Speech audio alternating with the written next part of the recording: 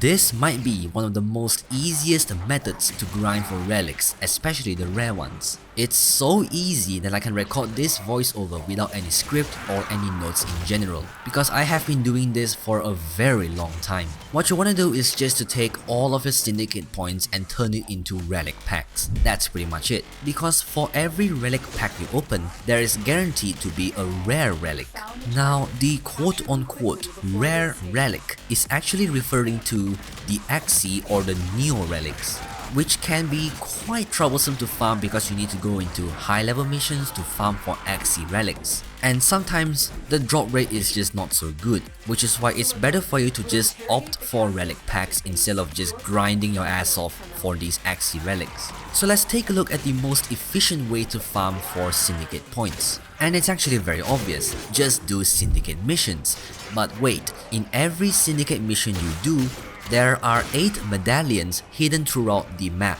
And I hope you guys know what I mean by a medallion, because every syndicate has their own unique name for these kind of things. For example, Steel Meridian calls them insignias, and Cephalon Suda calls them datum.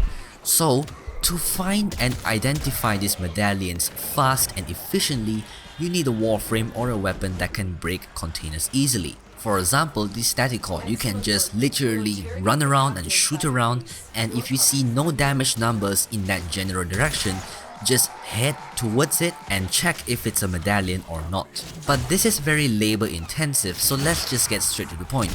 Use Limbo. Limbo's Cataclysm ability can break open containers. I actually made a whole video about my Limbo Prime utility build, which is only used to break open containers. Well, maybe you can bring it into low level missions as a nuke frame, but still, this build is specifically for just breaking open containers and checking if it's a medallion or not. So let's take a look at my Limbo Prime max range utility build. If you want a more in-depth explanation, you can check out the video card by just clicking on top right there. Yes, you can see that thing. Yep, click on that and then it will bring you to my Limbo Prime build video. Anyway, let's get back onto the topic. The general consensus of this build is just to achieve very high range and efficiency. That's all. We have all 4 range mods, which are Cunning Drift, Stretch, Augureach and Overextended. This will give you 280% power range, which is going to make your Cataclysm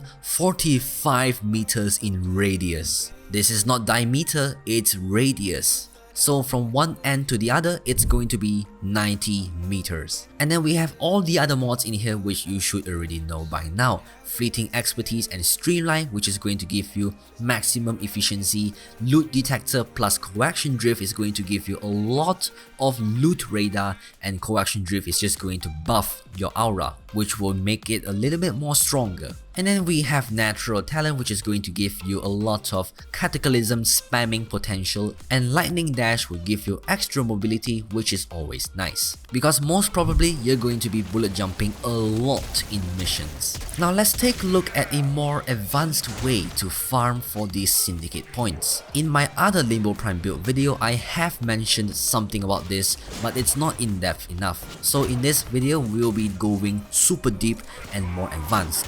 Well, maybe not super deep, but it's understandable. First of all, when you log into Warframe, you want to check for these syndicate missions. You want to complete the missions that are fast and easy to complete. For example, extermination missions, rescue, capture, or even mobile defense. Basically any missions that requires you to just run up to a point, rescue somebody, kill somebody, or maybe just defend a point, just do those first because they are easy to do. The reason being, you can temporarily abandon your objective to find for those medallions. You see, when you join a syndicate mission which has the interception game mode in it, it's going to cause a lot of distractions. Because first of all, you need to take care of the points, and then you also have to find for these medallions. So there's a lot of things for you to do, and it's going to be, you know, a lot of bullet jumping around and button mashing.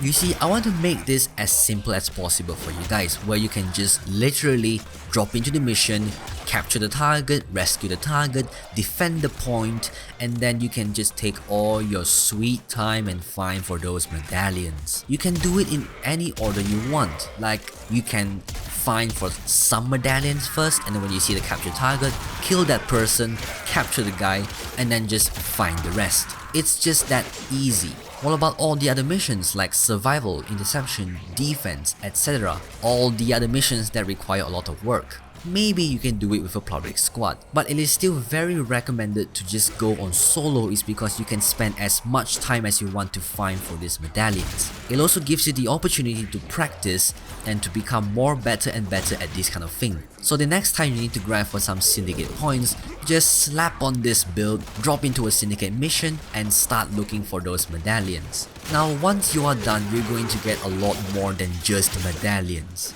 These are the results from my few previous runs. I actually found 2 Ayatan treasures, a lot of Ayatan stars, and especially a lot of medallions for me to trade in for syndicate points. And now here's the final part of this guide, which is going to be the medallions itself. Go to the relay, go to your respective syndicate and then start trading in all those points. And finally, you can reap what you sow.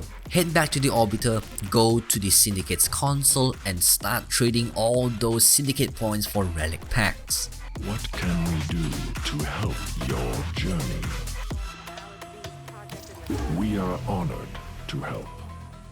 That's what I call a cast iron non-disclosure. And voila, that's a lot of relics. And we have finally reached to the end of this video. Thank you so much for watching. If you guys liked it, then be sure to leave a like, write a nice comment, and please consider subscribing. If you want to support this channel, then be sure to check out my Patreon page in the link in the description below. And be sure to follow me on Twitter for, social media stuff. And finally, once again, thank you so much for watching and I'll catch you guys in another video. Goodbye.